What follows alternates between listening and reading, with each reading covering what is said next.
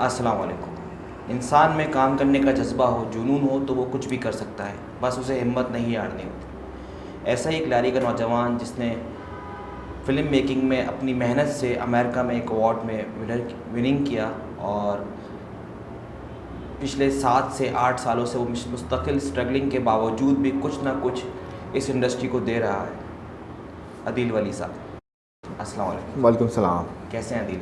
ठीक ठाक अल्हम्दुलिल्लाह। कैसा कैसा एंजॉय कर रहे हैं इस टाइम आप, जो आपकी ये फ़िल्म जो विनिंग हुई अवार्ड?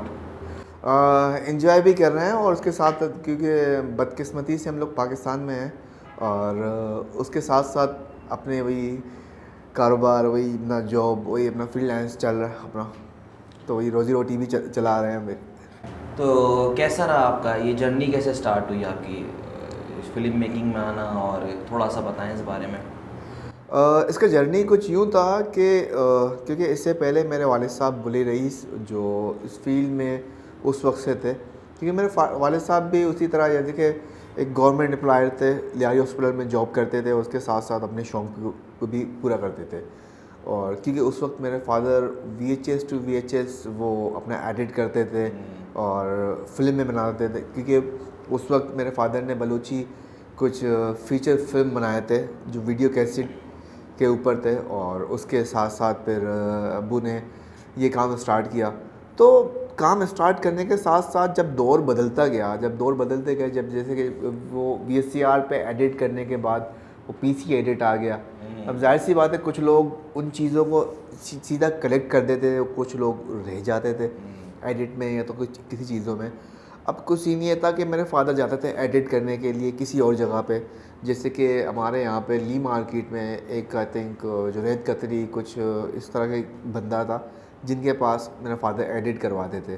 तो एक गाने के कम से कम 8 घंटे 10 घंटे वहीं पे जाके बैठते थे, गुजारा करते थे और उसका इंतज़ार करते थे कि वो एक गाना उसको एडिट करके दे दे। तो वो जब चीज़ें चलती थी तो मुझे वो चीज़ अच्छा नहीं लगा, क्योंकि मेरा एक ये था उस वक्त से बचपन से ही कि मैं मोहताजी मुझे बर्दाश्त नहीं होती। मैं नहीं चाहता कि मैं किसी का मोहताज हो जाऊँ, मैं चाहता हूँ कि बस किसी भी तरह काम हो जाए। तो मैंने अपने फ़ादर को कहा मुझे कुछ सीखना है, कुछ वो करना है, काम करना है। तो मैंने फ़ादर को कहा कि आप PC ले लें, अब मैं बस एडिट करना सीख जाऊँगा मैं। जब मेरे फादर ने लोन वगैरह लिए, एक मेरे लिए एक पेंटियम 4 खरीदा। उस वक्त पेंटियम 4 कम से कम 2-2.5 लाख का एक अमाउंट था, क्योंकि उस वक्त 2-2.5 लाख भी एक अच्छे खासे अमाउंट थे।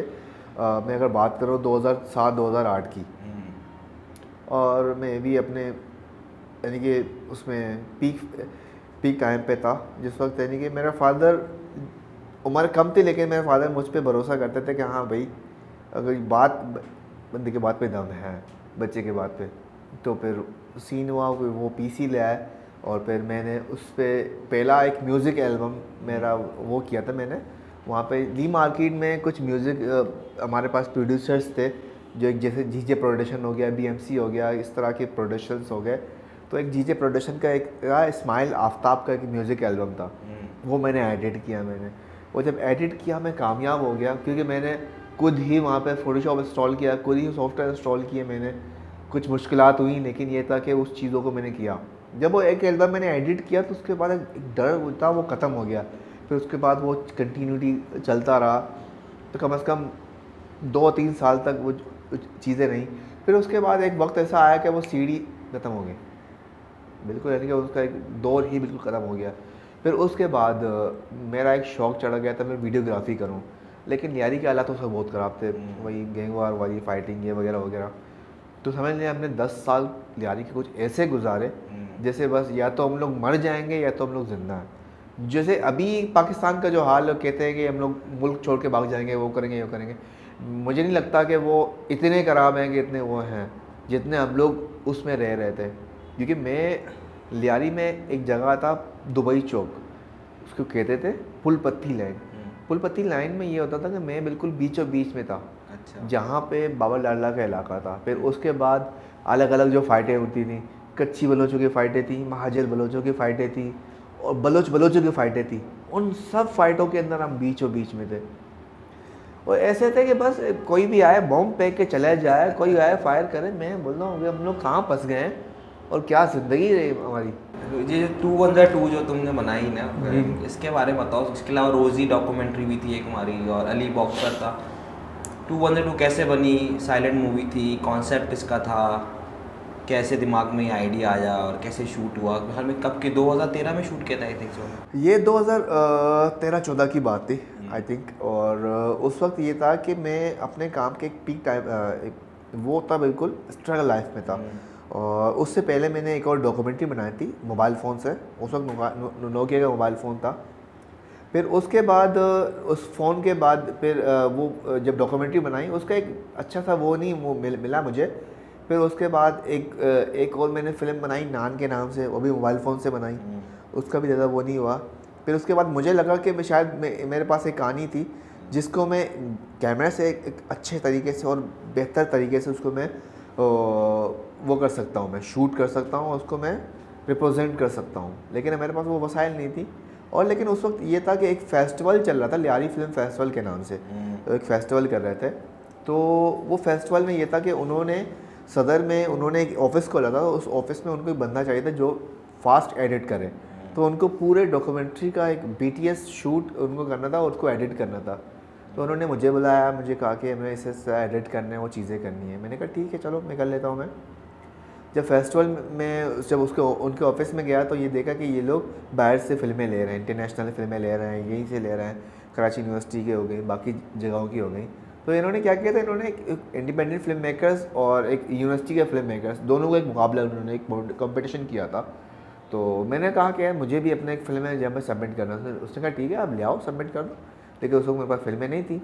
मैंने तो बात तो कर दी, यानी कि मुझे एक हामी मिल गई कि हाँ भाई आप कर सकते हो। वो हो गया। फिर उसके बाद ये था कि मैंने उनसे कैमरा मांगा। मैंने कहा मुझे एक दिन के लिए कैमरा दे दो ताकि मैं एक शूट कर लूँ, फिल्म शूट।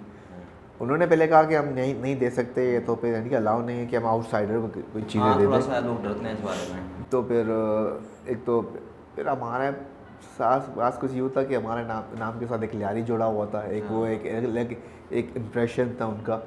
चलो उसके साथ साथ ये हो गया कि उन्होंने कैमरा दे दिया। मैंने कहा मुझे पैसे ना दो, मुझे कैमरा दो। वो मुझे मिल गया कैमरा। जुमे का दिन था वो। फिर मैं इलाके में आया, मैंने बच्चा ढूंढा, बच्चा मुझे मिल गया। और फिर मेरा एक दोस्त है एहसान शाह, वो भी मेरे साथ ही था। तो वो जब बच्चा था वो उसका भांजा था। मैंने कहा जब जाके स्कूल की यूनिफॉर्म पहन के आ जाओ, मैं उसे शूट करना है। वो यूनिफॉर्म पहन के आ गया। अब लियारी कोई गलियों में हमने शूट की। अब गलियों में हम लोग यहाँ वहाँ जाए, मैंने कहा कि आप टेबल पढ़ के यहाँ वहाँ जाओ, स्कूल देखा, सब चीज़ हो गई। वो शूट हो गया। शूट होने के बाद मैंने एडिट की। मैंने एडिट करने के बाद उसी फेस्टिवल में डाल दी मैंने। अब फेस्टिवल उसका हुआ, उसका विनिंग वो हो गए, वो दिन हो गया उसका। उस दिन में मैं अपने माँ बाप को ले गया। वो मेरे वालिदैन वहाँ पे आया, बड़ा इवेंट प्रोग्राम है यहीं पे बादराबाद में, रंगून वाले हाल में हुआ था। जब इवेंट हुआ, जब वो मुझे अवार्ड मिला, फिर हम भी बहुत खुश हो गए। फर्स्ट अवार्ड आपको 212 उस टाइम मिला था? उस टाइम मिला था रंगून वाले हाल में, मुझे अब तक याद है। मुझे 2 अवार्ड फिल्म के मिले और 4 अवार्ड हमें मिले डॉक्यूमेंट्री के, जो हम लोगों ने इसी दौरान बनाए थे। माशाल्लाह। टोटल 6 अवार्ड हम वहाँ से जीत के आ गए। फिर मैंने वो फिल्म अपलोड कर दी फेसबुक पे। और फेसबुक में अपलोड करने के बाद फिर मुझे 1 महीने बाद मेरे पास कुछ जैसे कि रिक्वेस्ट मैसेज आते हैं, उसमें एक मैसेज आया मुझे अदनान सरवर का कि वो एक फ़िल्म बना रहे हैं, शाह मूवी बना रहे हैं, डॉक्यूमेंट्री फिल्म। उसके लिए उसको एक बच्चा चाहिए और मैं चाहिए जो मैं उस बच्चे को ट्रेन करूँ और उसको डायरेक्शन दूँ एज एसोसिएट। फिर मैंने वो बच्चे के पास गया। बच्चा आई थिंक आया नहीं। उसका रीज़न ये था कि वो अपने स्कूल्स बाकी चीज़ों में लगे हुए थे। तो उन्होंने कहा था कि हम उस बच्चे को अलाउ नहीं करेंगे। फिर मैंने उसको बंदे को कहा कि अभी सर अलाउ नहीं है। तो उन्होंने कहा था मुझे कोई और बच्चे आप ला के दे दो, बॉक्सर हो, और आप उसको खुद ट्रेन कर दो। तो मैं गया, मैंने लियारी में आई थिंक 14 जो जितने करेक्टर्स थे मैंने जमा किए। मैंने उनको लाहौर ले गया। कम से कम 1 साल तक हम लोग लाहौर गए आए। फिर उस फिल्म में मुझे भी कास्ट मिला और उस फिल्म से मुझे वो सीखने को बहुत कुछ मिला। और फिल्म का करने का मकसद ये था, सीखने का बहुत कुछ मिला मुझे, जो इनके कहते थे अच्छा एक्सपीरियंस रहा आपका? अच्छा एक्सपीरियंस था। फिर वो फिल्म मैंने की, फिल्म से मुझे पैसे मिले अच्छे खासे। उस फिल्म से सबसे पहले मैंने कैमरा लिया। मैंने अच्छा। लाहौर से जब आया मैंने फर्स्ट मैंने कैमरा कैनन के लिया, 600D लिया मैंने, और मैंने लेंसेज वगैरह लिए मैंने। मैं बहुत खुश हो गया। मैंने कहा चलो मैंने एक पहली अचीवमेंट कंप्लीट कर दी मैंने। फिर उसके बाद फिर एक सीन हुआ, जब कैमरा तो आ गया, कुछ चीज़ें आएंगे, ये आगे क्या करना है। अब ये सवाल कुछ वो घर पे जाता था ना, वो तो हो गया, अब आगे क्या करना है तुम्हें, आगे यही काम है करना है। अच्छा, वैसे 2002 की सब बात करें, एक आपकी एक और फिल्म थी पोस्टर। जी जी। पोस्टर ने भी अवार्ड विनिंग है। पोस्टर मैंने बनाई थी 2017 में बनाई थी मैंने। उस वक्त पेरिस में एक फेस्टिवल चल रहा था जिसमें 1 मिनट में फ़िल्म बनानी है और एक करेक्टर के साथ 1 मिनट में और एक मोबाइल फ़ोन के साथ बनानी है। मुझे अब तक याद है वो सैमसंग के S7 Edge से मैंने बनाया था। फ़ोन भी मेरा अपना नहीं था, वो थी दोस्त का फ़ोन था। मैंने कहा फ़ोन अच्छा है तो इससे हम लोग बना लेते हैं। दोस्तों ने बड़ी मदद की आपकी। दोस्तों ने बड़ी मदद की और लियारी के अंदर बड़े अम्बल लोग ऐसे भी हैं, दोस्त यार हैं जो ऐसी चीज़ों को नहीं देखते थे। वो बस ये था कि काम कर रहे हैं और आगे बढ़ रहे हैं। तो बस उन्होंने हमने मोबाइल फ़ोन लिया, करेक्टर लिया और साइकिल मंगवाया, हम लोगों ने वो शूट कर ली। शूट करने के बाद पेरिस में ने भेज दी, सबमिट कर दी। और पेरिस में वो टॉप 15 में जब आया और जब अनाउंस भी सब चीज़ें हुई, फिर मीडिया वगैरह आया, उस वक्त बातचीत हुई। तो उस वक्त मुझे सरदार शाह ने मुझे बुलाया। उन्होंने खुद बॉल न्यूज़ में फ़ोन किया, मैं समा न्यूज़ में सॉरी, उन्होंने फ़ोन किया। फिर उस न्यूज़ के बाद फिर उन्होंने हमें बुलाया वहाँ पे अपने, उस वक्त वो कल्चर मिनिस्टर भी थे।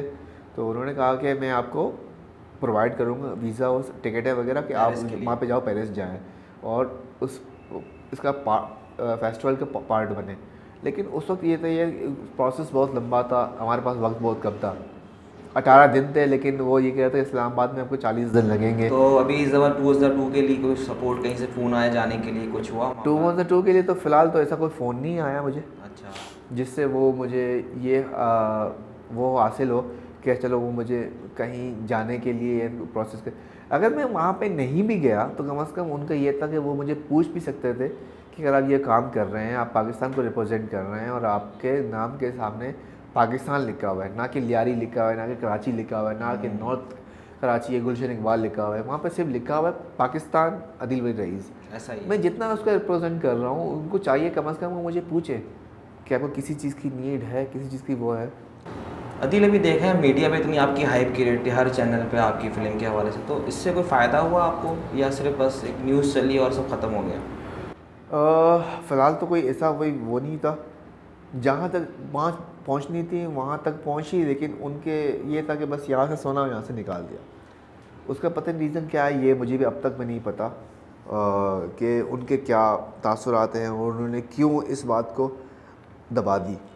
पाकिस्तान में जो टैलेंट है, जैसे आप जैसे लोग टैलेंटेड लोग हैं और इतनी मेहनत करते हैं, तो गवर्नमेंट की तरफ से भी कोई सपोर्ट नहीं होती है या सिर्फ फेवरेटिज़म है, उन्हीं को काम मिल रहा है, आपका काम देख के कोई आपको बुला नहीं रहा, यह वजह है?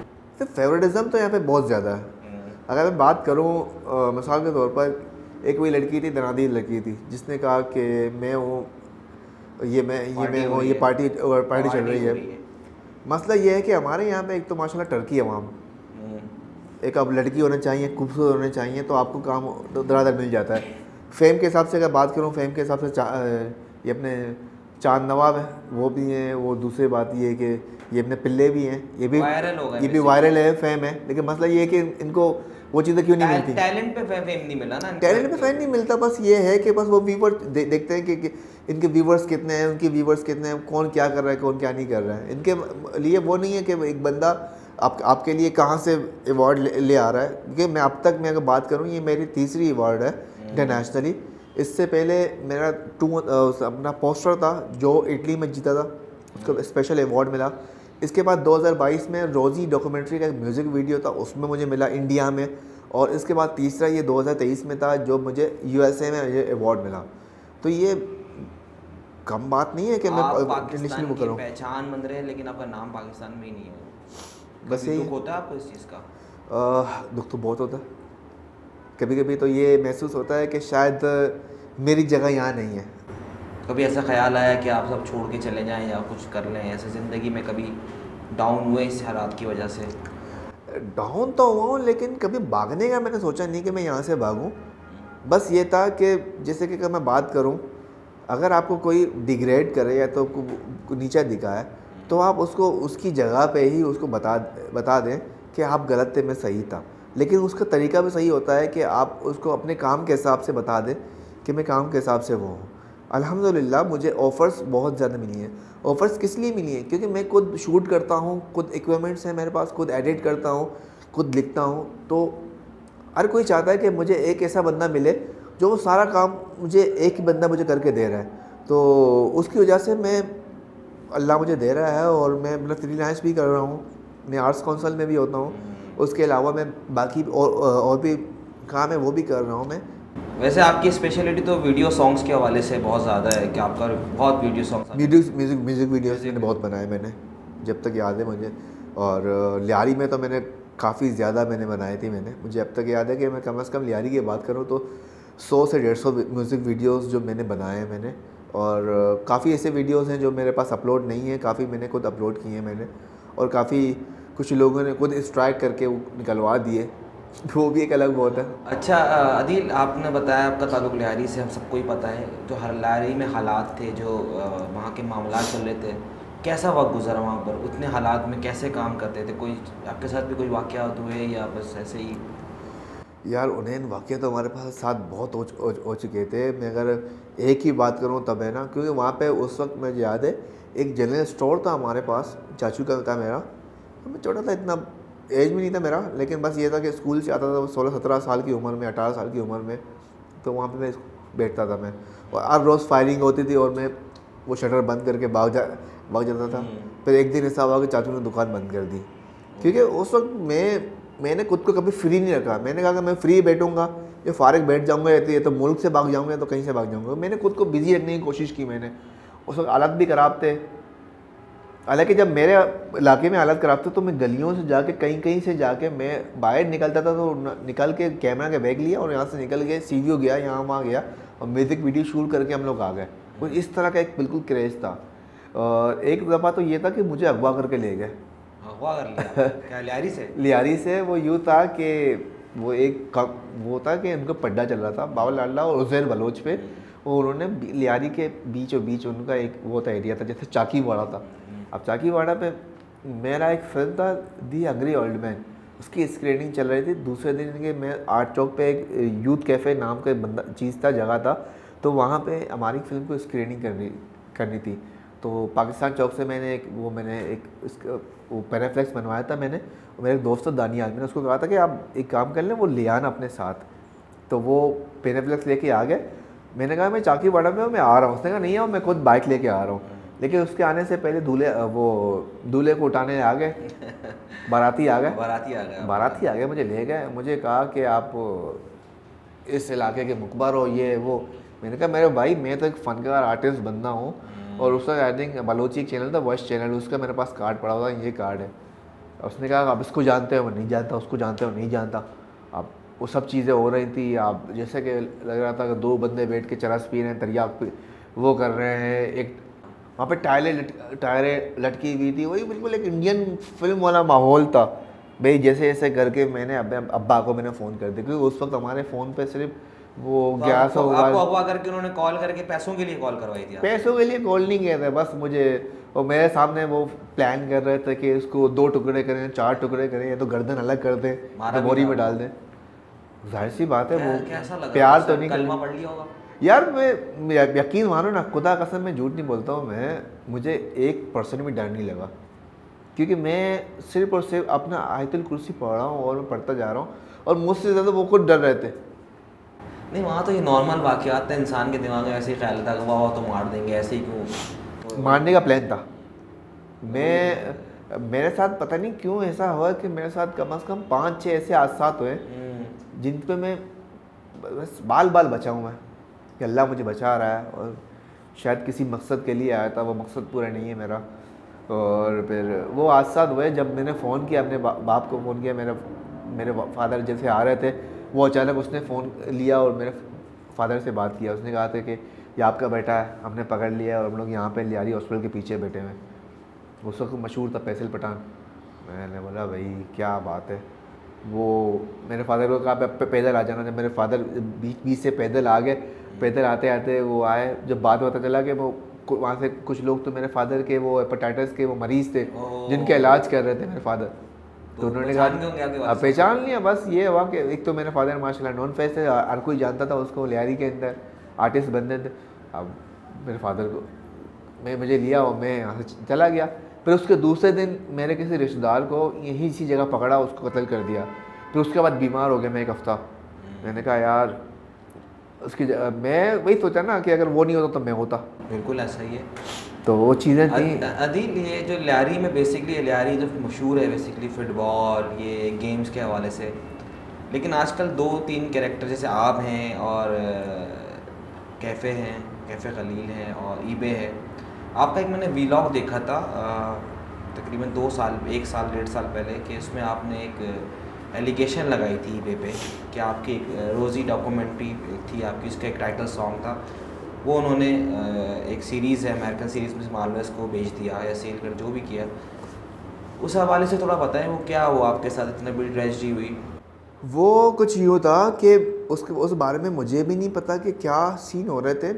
मैं घर पे बैठा था, मेरे पास यूट्यूब में लगातार कमेंट्स से आ रहे हैं, मैसेजेस आ रहे हैं। और मेरा एक डॉक्यूमेंट्री था जो रोज़ी के नाम से था, उसका एक म्यूज़िक वीडियो बनाया था मैंने, ईवा बी का। वो आई थिंक उसका डेब्यू था। वो जब कमेंट्स आ रहे थे मिस मार्वल वो टैग कर रहे थे, मैंने कहा ये क्या मजाक है, वो मिस मार्वल की क्यों टैग कर रहे हैं? अच्छा, आपको पता ही नहीं मुझे था? पता ही नहीं है।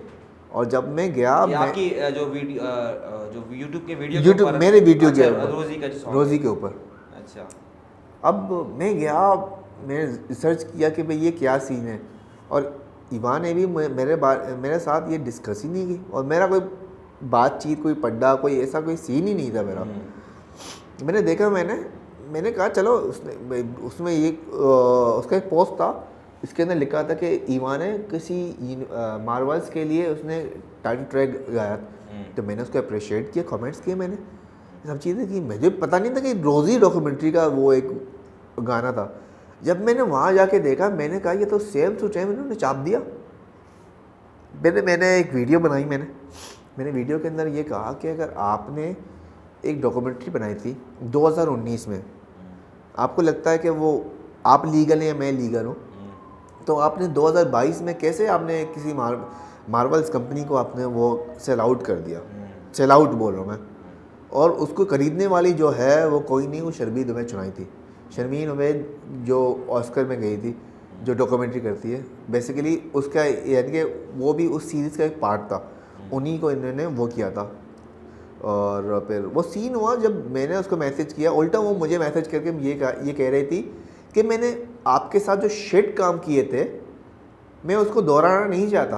अच्छा, जो आपके साथ जो उन्होंने पहला डेब्यू किया था ये रोज़ी का डेब्यू किया था, वहाँ बेच के वो शिट हो गया, वो शिट हो गया। और फिर मैंने ज़्यादा बात नहीं की, कि मैं, हमारे यहाँ पे बलोचा में ये होता है, हम औरतों से ज़्यादा तमीज़ से बात करते हैं वो चीज़ें। और मैं उसी तमीज़ के दायरे में मैंने एक वीडियो बनाई, जिसके अंदर मैंने सब चीज़ें मेंशन की। फिर उसने एक आर्टिकल में लिखा कि इसने अपनी माँ की कहानी पे ये लिखी थी। मैंने कहा तेरे माँ ने कब ट्रक आर्ट किया, तेरे माँ ने कब बाइक चलाया, और तेरे माँ का कब यानी कि वो बेवा हुई, कब वो चीज़ें हुई थी?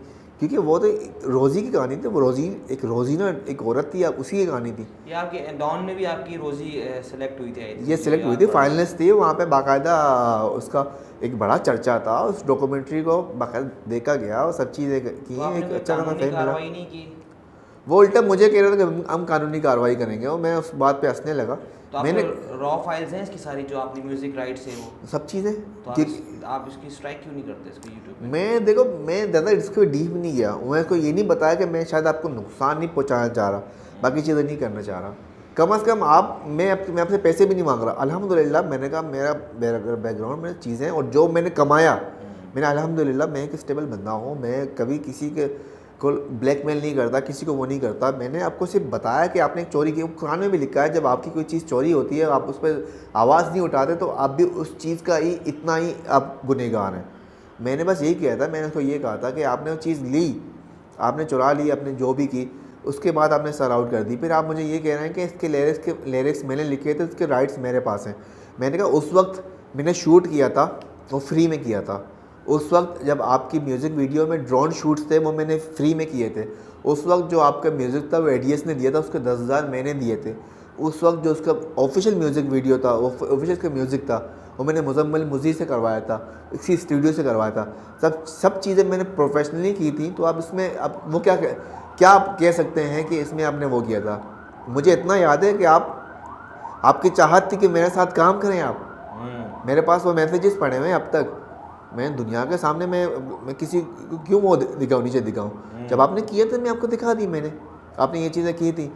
और फिर आपका बस गुस्सा बस ये था कि मैंने किसी एक लोकेशन में मैंने शूट की थी, तो आपने अपना गुस्सा निकाल दिया और आप मुझे ये बता रहे हैं कि आप लोगों ने चोरी की, आपने नहीं ये की। तो आपने क्या किया था, आपने तो पूरा मेरा एक जो रोज़ी डॉक्यूमेंट्री मैंने इतनी मेहनत से बनाई, आप चौकी वहाँ पे जाओ, बाइक पे जाओ, आपको अंदाज़ा हो जाएगा, किसी के चीज़ में रिसर्च करो। चलो आपने लिरिक्स ले लिया, आपको लगा लिरिक्स मैंने मान लिया आपके लिरिक्स आपके, तो आपने नाम क्यों लिया कि रोज़ी के नाम से क्यों वो अपलोड हुई? आप कोई और नाम रखते थे, कोई वो करते थे? उन्होंने छाप दिया बेसिकली। आपने पूरा छाप दिया, अपना बाकायदा आपने वो उसके विंग्स हो गए, चीज़ें हो गई, बाकायदा मैंने एक चीज़ दिखा दी, मैंने आपको पूरा छाप दिया आपने। और उस वक्त शायद मीडिया ने मुझे इतना सपोर्ट नहीं किया उस हवाले से। हालांकि मीडिया ने मुझे पूछा, लेकिन बस ये थी कि औरत थी कि वो कह रहा था कि आपके पास लीगल प्रूफ नहीं, ये नहीं, वो नहीं। मैंने कहा जब 2019 में एक चीज़ बनी थी और उसने 2022 में बनी थी, तो उसमें लीगल प्रूफ आपको क्या चाहिए? टाइम गेन है ना। मैंने बोला आओ, मैं आपको बैठे मेरे पास, मैं आपको दिखाता हूँ। किसी ने सुना नहीं, मैंने फिर उस चीज़ को दबा दी। मैंने कहा जिस वक्त सुनने का वक्त आएगा ना, सुनाने का वक्त आएगा, दोस्तों मैं सुना दूंगा। मैंने ऐसा भी सुना है कि आपने कैफ़े की जो माशाल्लाह कैफ़े आजकल बड़े फेमस चल रहे हैं, उनकी वीडियोस भी आपने ही बनाई थी, शुरू की। कहाँ है वो आजकल? कैफ़ी के कांटेक्ट हो आप सोचो भी मत। उसने तो माशाल्लाह 3 साल पहले ही मुझे ब्लॉक कर दिया था इंस्टाग्राम से और बाकी जगहों से। क्यों किया था ये मुझे भी नहीं पता। जब आपको एक चीज़ मिल रहा है ना, तो आप उसकी चीज़ की कदर करें, शुक्र अदा करें। मगर अभी भी अगर मैं आतिफ असलम से मिलूँ ना, वो तो डाउन टू अर्थ है, वो मुझे ऐसे मिलेंगे ना जैसे वो मेरे बचपन के दोस्त हैं। अगर मैं अभी राहत से मिलूँ या अली अज़मत से मिलूँ, मैं सबसे मिला हूँ, मैं सबसे मैंने काम किया, सबके साथ मेरा वो था। लेकिन ये था कि उनके अंदर वो चीज़ें नहीं है, क्योंकि उनको मार्केट में सबके साथ काम करना है। इन बेवकूफ़ों को ये नहीं पता, ये शायद ये सोचते हैं कि यार ये बंदा लियारी में काम कर रहा है और शायद लियारी के हद तक ये मौजूद है, ये हमें नहीं मिलेगा। मैं शुक्रगुज़ार हूँ कि अपनी फैमिली का, जिन्होंने मुझे इतना सपोर्ट किया, अपने दोस्तों का, वो अब भी मेरे सपोर्ट में खड़े हुए, अब भी वो चीज़ें हैं। बस नहीं है तो सिर्फ हमारे यहाँ पे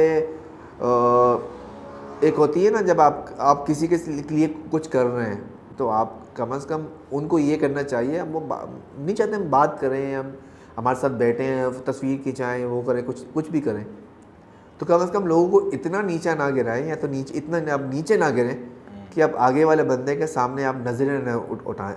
मुझे अब तक याद है जब मैं वो शूट पे था, वो शूट के अंदर वो उसने अब तक मुझसे नज़रें नहीं मिलाई। किस तरह मिलाई? मुश्किल हो जाता है, मुश्किल हो जाता है कि आपने जो जितनी हरकतें की वो की, उसके ख्याल से मैं इसको नहीं मिल सकता।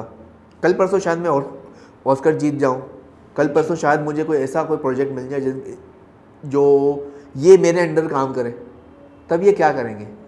क्योंकि मैंने खुद को इस लेवल पे किया हुआ कि मैं तो यही कह रहा हूँ, बस 2-3 महीने हैं मेरे, अल्हम्दुलिल्लाह। उसके बाद देखोगे हम कहाँ पे हैं और वो कहाँ पे, मेहनत कर रहे हैं। इतनी शॉर्ट फिल्म बनाई, वीडियोस बनाई, फीचर फिल्म के बारे में कभी सोचा है कोई सिनेमा की मूवी बनाऊँ? और नहीं, अभी तो फीचर फिल्म का इसलिए मैं कम सोच रहा हूँ, बल्कि कुछ स्क्रिप्ट्स बना दी हैं, कुछ शायद हमने तैयारी हैं, कर लें। लेकिन अभी जो हमारा सिनेमा के हाल हैं, जिस तरह के फिल्में आ रही हैं, वो बस बातों के बस ये बता रहे हैं कि हमारी फिल्म ने 100 करोड़ कमा दिया, हमारी फिल्म ने 20 करोड़ कमा लिए, 10 करोड़ कमा लिए, दिखावे के बस दिखा रहे हैं। यार हमारे पास एक्टर ही नहीं है, हम किन के साथ काम करें? वही ड्रामे वाले हैं जिनको ड्रामे भी देखते हैं, जिनको कमर्शियल में देखते हैं, किसको सिनेमा में देखेंगे? हमारे पास वो चीज़ें नहीं हैं। और जिस वक्त मुझे लगता है कि हमारा सिनेमा उस वक्त उस प्लेटफॉर्म में आएंगे, शायद उस वक्त मैं वो करूँ। मैं अभी तो मेरा गोल है OTT पे। अच्छा, किसी प्रोड्यूसर ने अप्रोच किया आपको हमारे लिए फ़िल्म बनाए, ऐसा कभी हुआ है? उस बंदे का नाम तो नहीं लूँगा, लेकिन ये था कि 1-2 ऐसे ऑफ़र्स मिले हैं मुझे, और शायद अनकरीब हम उस पर काम कर लें। लेकिन ये था कि बस वो कुछ चीज़ें हमारी डिले हो गई हैं, कुछ तैयारियां हो रही हैं, लेकिन होगा इंशाल्लाह अनकरीब। आप सिनेमा में मेरा काम को देख लेंगे, और आपको आई होप कि आपको वो चेंजिंग नज़र आ जाएंगे। अच्छा, आपके बारे में इंडस्ट्री में बड़ा मशहूर है, गुरीला काम करते हैं आप बहुत ज़्यादा ना। तो अगर आप एक ऐसा गुरीला मिसाल, एक सिनेरियो बनाते हैं, आप एक गुरीला काम करते हुए अगर आप एक फ़िल्म बनाते हैं, फीचर फिल्म, सो क्या बजट होगा, क्या आप कैसे कर सकते हैं? मिसाल अगर हमारा कोई प्रोग्राम देख रहा है प्रोड्यूसर, उसको भी पता चले भाई इतने में फिल्म बन सकती है, उसको कोई बोलता है 5 करोड़ में, कोई 10 करोड़ में।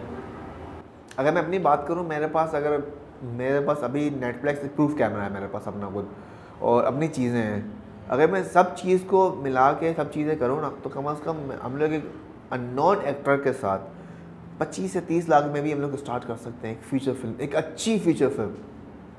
क्योंकि हमारे पास मसला ये है कि अगर मैं 2002 की बात करूँ, 2002 मिसाल के तौर पर 2000 में 1,500 में बनी हुई शॉर्ट फिल्म है। आप सबसे महंगी शॉर्ट फिल्म कितने की बनाई है?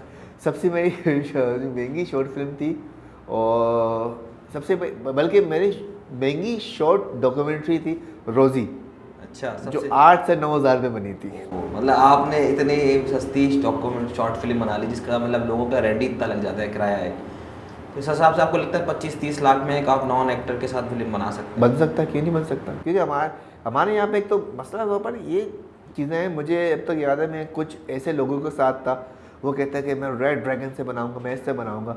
अब जामी ने भी एक रेड कैमरे से एक फ़िल्म बनाई थी, ऑपरेशन O21, जिसका अशर ये हुआ था कि सिनेमा के पर्दे पाड़ दिए गए थे, इतना डार्क था वो। आपने एक जेम्स बॉन्ड की फ़िल्म बन रही थी, आपने वही सेम कैमरा उठा के आपने यहाँ पे ले आया। क्योंकि आप कैमरा तो ले आते हैं, लेकिन आपके पास वो बंदा नहीं है, टेक्निकल बंदा नहीं है। क्योंकि असल में ये होता है कि हॉलीवुड के अंदर डीपी को, सिनेमाटोग्राफर को, वो बड़े नौजवान, वो उसको खुदा मानते हैं, वो सबसे बड़ा बढ़कर वो होता है। हमारे यहाँ पे क्या होता है, सबसे बढ़कर वो डायरेक्टर होता है, और डायरेक्टर से पूछा, डायरेक्टर को कुछ पता नहीं कि क्या क्या करना है। वो सीट पे बैठा है, स्क्रीन बस वो देख रहा होता है, उसका सारा काम एडी कर रहा होता है।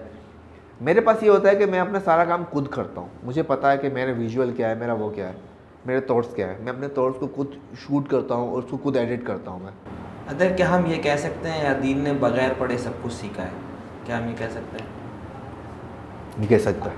क्योंकि आपने कोई यूनिवर्सिटी की तालीम नहीं ली, कोई इस तरह नहीं लिया, और आपने ये सब कुछ अपने दम पे सीखा है। तो आपका वैसे उस्ताद कौन है जिसने आपको बहुत कुछ सिखाया? मेरा जो गैबी उस्ताद है, वो गैबी उस्ताद की बात करें तो अपना एक सोशल मीडिया है, यूट्यूब है, और उसके बाद मेरा जो उस्ताद है वो इरफान दानिश है, और उससे जो बड़ा उस्ताद है वो मेरे फादर वली रईस है, जिनसे मैंने सीखा। अच्छा, फिल्में भी हो गई, ड्रामे, आप ड्रामों की तरफ क्यों नहीं आते हैं? मतलब आप ड्रामे भी तो आप कर सकते हैं डायरेक्ट, या डीओपी भी आता है, इस इंडस्ट्री की तरफ आपका कभी ध्यान नहीं गया? ड्रामा बोरिंग है यार। ड्रामे के अंदर ये है कि बस आप 3 फ्रेम है, आपके मास्टर मिड क्लोज, ट्राइपॉड रखो, उसको बोलो स्क्रिप्ट रट्टा मारो, सब चीज़ें करो। ड्रामा अगर हो तो ड्रामे फिल्म लेवल का ड्रामा हो तो बंदा समझ में आता है। ड्रामे में क्रिएशन कोई नहीं, क्रिएटिव कोई नहीं है। बस आपने एक घर लिया, आपको गरीब दिखाना है तो आपको दुपट्टा पहना है, अमीर दिखाना है उसको दुपट्टा उतार दें। अगर एक माँ को गरीब दिखाना है तो एक चारपाई लें, चारपाई के ऊपर एक कोई भी चादर लगा दें, माँ को बिठा दें, एक मटका रख दें, वो गरीब बन गया। हमारे यहाँ पे बेचारों को ये पता नहीं गरीब अमीर का क्या वो है। हमारे पास अब तक बेचारों को ये नहीं पता कि ज़बानों के अंदर वो किस तरह काम करते हैं। अभी भी पीटीवी में दिखाएंगे, बलोच दिखाते हैं उनको, बेचारों को काले बना के, उसके घुंघराले बाल पहना के, वही दुम्बे का बाल पहना के उसको अड़े वो ये वगैरह कराते हैं। अब अड़े अभी को बोलते हैं यार, मैं भी बलोच हूँ, हम भी, अगर मैं कहता हूँ कि मुझसे ज़्यादा खूबसूरत बलोच हैं, असीम बलोच हैं यार, लेकिन नॉलेज वाले हैं, पढ़े लिखे हैं, और जिनको वो गदागाड़ी वाले दिखा रहे हैं, मैं सबसे कहता हूँ, मैं सबसे ज़्यादा पढ़ने वाले, सबसे ज़्यादा प्रोफेसर लोग यही हैं। अच्छा, कभी ऐसा हुआ है दिल इंडस्ट्री में आपकी ज़बान की वजह से आपको काम नहीं दिया गया हो कि बलोच है, लियारी से ताल्लुक़ है, और ऐसा कभी पेश आया? बहुत हुआ है। अभी बीच में कुछ ऐसे प्रोजेक्ट थे जो शायद उन्होंने कहा था कि लियारी का बंदा है, वो 3 दिन का काम, उनको ड्रोन शूट चाहिए, गेम्बल चाहिए, सब चीज़ें चाहिए, 10-10 हज़ार में, 5-5 हज़ार में वो काम करवाते हैं। वो क्या कहते हैं, ये भूखे नंगे लोग हैं, इनको बस वो कर दो ये पैसे से। जो एक मीडिया में ना एक न्यूज़ आया था, जो पीपी का एक बंदा था, इनको 5-5 हज़ार दे दो, ये खुश हो जाएंगे। तो अब तक उनकी जहनियत वही है कि इनको जो भी ऐसा ही कर लें और इनसे हम लोग खेल लेंगे, लेकिन ऐसा नहीं है यार, बहुत आगे गए हैं हम लोग। तो तकलीफ़ होती है चीज़ों को? तकलीफ़ क्यों होती है, आगे वाले पे हंसते हैं बेचारा, जो अब वो कह देता है, जब बाद में वो बाहर से जब लोग मंगवा के अपने काम को बेड़ा गर्क कर देता है, फिर बाद में बोलता है यार अगर काश मैं इसके साथ काम करता तो मेरा काम हो जाता। तो हमने लोगों को गलत फहमियाँ और गलत दिखाया है, उनको आमने सामने दिखाया है, लेकिन बोल के नहीं, काम करके। काम करके दिखाया हम लोगों ने, वो चीज़ों को दिखाया कि यार ये देखो काम ऐसे होता है और इस लेवल पे भी काम हो सकता है। पाकिस्तान में क्यों नहीं शॉर्ट फिल्म के फेस्टिवल्स होते हैं, फिल्म फेस्टिवल क्यों नहीं होते? सिर्फ अवार्ड हो जाता है, एक आध अवार्ड हो जाता है, लक्स अवार्ड हो जाता है, इसके अलावा कुछ इस तरह की तो नया टैलेंट कैसे आएगा? मैंने आपके बारे में सुना है यूनिवर्सिटी की फिल्म थीसिस भी बना रहे होते हैं, तो बच्चे उसे सबमिट कराते हैं, उनको कोई पहचान कैसे मिलेगी जब यहाँ पर कुछ होगा ही नहीं? तो उन्हें ना आपको यकीन नहीं आता, जब थीसिस फिल्म आते हैं ना तो मुझे स्क्रिप्ट देते हैं, और मैंने अब तक जितने थीसिस बनाए ना उसमें डायरेक्टर, चाहे वो लड़की है चाहे लड़का है, वो अपने रूम में बैठा हुआ है तो साइड में बैठा हुआ, उसकी पूरी मैंने फिल्म शूट की। मैंने कहा देख तो लो, उसने कहा बस ठीक है आप एडिट कर लो, एडिट खुद की, बैकग्राउंड म्यूजिक खुद की, मैंने खुद बना के दे दिया। इन बेचारों को अब तक पता नहीं इसको क्या करना है। अच्छा, ऐसा भी होता है? हाँ ना, ऐसा भी होता है। ये अभी सीन ये है कि मैं आपको एक छोटा सा एक इन यूनिवर्सिटीज़ और इन फिल्म स्कूल्स के मैं कहावत सुनाता हूँ। एक बंदा जाता है जंगल में, वो तस्वीर निकालता है, वो तस्वीर फोटोग्राफर होता है, वो जंगल की तस्वीर ले रहा होता है। तस्वीर लेते लेते उसको एक दरख्त मिलता है, बहुत बड़ा झाड़ मिलता है। उस झाड़ में क्या होता है, एक तीर, वो निशान लगा हुआ है, और निशान को बीचे बीच एक तीर लगा हुआ है। वो देखता है, हैरान होता है यार क्या निशानेबाज है, उसने क्या लगाया। जब वो आगे जाता है फिर एक और देखता है, फिर वो हैरान, फिर आगे जाता है एक और देखता है, तो वो आगे चलता जा रहा होता है, वो देखता रहता है, वो अपने काम सारे छोड़ के वो चीज़ों को देख रहा होता है। तो वहाँ पे एक बंदा सफाई कर रहा होता है जंगल में, तो उससे पूछता है यार वो ये जो निशाने देख रहा हूँ मैं यार, मुझे इस बंदे से मिलना है यार, बेकार निशानेबाज है। उसने कहा छोड़ यार, ये तो पागल है। बोले पागल बंदा और इतना अच्छा निशानेबाज। वो उसको ढूंढता है, वो अपने 2 साल लगाता है उसको ढूंढते ढूंढते। 2 साल के बाद दोबारा आता है वो बंदा, वो बैठा हुआ है दरख्त के वो उसके पास, दरख्त के पास बैठा हुआ है। उससे पूछता है यार खुदा का वास्ता बता दो, ये बंदा मुझे कहाँ मिलेगा, ये तो पूरे जंगल भरा हुआ है निशानों से। अच्छा आ जाओ। वो उसको एक जगह ले जाता है, वो कहता है वो आपका बंदा है जो ये निशाने मार रहा है। जब वो उस बंदे को दिखाता है, उसके करीब जाता है, पता है वो बंदा क्या कर रहा होता है? उस बंदे के पास एक रंग का डब्बा होता है, वो ब्रश लेता है और रंग के डब्बे से वो निशान लगाता है, तीर निकालता है, बीच में लगाता है और आगे निकलता है। वो कहता है कि यार मैं इतना बेवकूफ़ हूँ, मैंने अपने 3 साल गुजारे इस बंदे के पीछे जो ये इस तरह के निशाने मार रहा है। जो यूनिवर्सिटी से बच्चे पढ़ रहे हैं इसी तरह के हैं कि वो तीर कोई और लगा रहा है, वो सिर्फ निशान लगा देते हैं। वो निशान लगा के दिखा रहा है कि ये देखो हम बच्चों को पढ़ा रहे हैं। देखो आप बच्चों को पढ़ाएं, लेकिन वो इतने डरे हुए हैं, वो कहते हैं कि जब तक मेरे पास एरी लाइट नहीं है, जब तक मेरे पास कीनो फ्लो नहीं है, जब तक मेरे पास नत्तू लाइट नहीं है, मैं कुछ नहीं कर सकता। अच्छा, मैंने आपका एक सुना भी, आप कहते हैं कि अगर तुम्हारे पास कैमरा है तो तुम कैमरे से फिल्म बना सकते हो। देखो इसका मैं एक प्रोग्राम भी शायद मेरा एक आ रहा है, फिल्म जुगाड़ू के नाम से, और उसके अंदर ये है कि मैं उसके अंदर बता रहा हूँ कि आप अगर आपके पास मोबाइल फ़ोन है, आपके पास छोटा सा GoPro है, या तो आपके पास कोई भी कुछ भी है गैजेट्स है, आप उसमें से भी आप बहुत कुछ कर सकते हैं। आप किस तरह अपने लाइट को कन्वे कर सकते हैं। मुझे अब तक याद है, मेरे पास तो उसको सेल्फी स्टिक नहीं था, मैंने किसी GoPro को लेके, मैंने किसी एक बड़ा सा बम्बू लेके, मैंने उसमें बांध के, मैंने 1 टेक शॉट लिए थे मैंने, क्योंकि मुझे पता है कि मैं उसको किस तरह एडजस्ट कर सकता हूँ। आजकल जितने सॉफ्टवेयर आ गए हैं, जैसे कि लोग कहते हैं कि मुझे स्टेबलाइजेशन वाला कैमरा चाहिए ताकि वो स्टेबलाइजेशन मूव हो। उसके बाद हमारे पास एक ऐसे सॉफ्टवेयर भी आ गए हैं जिसको हम लोग स्टेबलाइजेशन कंट्रोल कर सकते हैं। आप किस तरह नॉर्मल कैमरे के अंदर कलर ग्रेड कर सकते हैं, किस तरह आप नॉर्मली आप बहुत कुछ कर सकते हैं। मैं तो कहता हूँ कि मेरे पास जो मैंने इस वसाइल पे सीखा है, मैंने इस तकलीफ़ के अंदर जो मैंने चीज़ें सीखी हैं, शायद मैं वो चीज़ें आपको गिफ्ट कर दूँ। क्या पता मेरे इस नॉलेज से आपका कुछ भला हो जाए, कुछ काम हो जाए इंशाअल्लाह। अदील, बहुत बहुत शुक्रिया आपका आज के लिए आने के लिए, और हम इस प्रोग्राम का बहुत शिद्दत से इंतज़ार करेंगे आपके, ताकि जो लोगों के दिमाग में ये बात चल रही कि हमें शूट करने के लिए सामान चाहिए, वो चाहिए, और आपके तवस्सुस से वो छोटे से रिसोर्सेज में अपनी चीज़ें कंप्लीट कर देंगे। बिल्कुल, बहुत बहुत शुक्रिया। Thank you. जाने से पहले मैं हमेशा ये कहता हूँ कि अगर आप खुद कामयाब होना चाहते हैं तो किसी की कामयाबी का हिस्सा बने। हमारे चैनल को लाइक करें, सब्सक्राइब करें। अस्सलाम वालेकुम।